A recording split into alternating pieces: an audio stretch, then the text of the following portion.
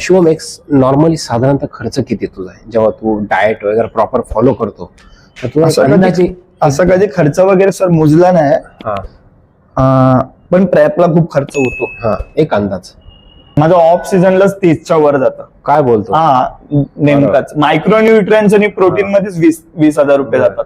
ऑनचा विचार न केलेला, ऑन वर असतो तेव्हा विचार केलेला. ऑनवर जास्तच खर्च होतो, बिकॉज ऑनवर गेनिंग पेक्षा जास्त वस्तू युज केली जातात. हा हा हा, म्हणजे आपण 50,000च्या आसपास पकडूनच चलो. जेव्हा जशी बॉडी बिल्ड, आता एक वेट कॅटेगरी कमी आहे आता, म्हणजे 65-70, मग तेवढाच होतं. जसं तुमची वेट कॅटेगरी वाढेल तसा प्रोटीन इंटेक वाढेल, तसा खर्च वाढेल. आणि जे प्रोफेशनल लेवलला ते लोक लाख रुपये खर्च करतात, 1,00,000-1.5 लाख महिन्याला ते खर्च करतात. वस्तूच तेवढी महाग येते.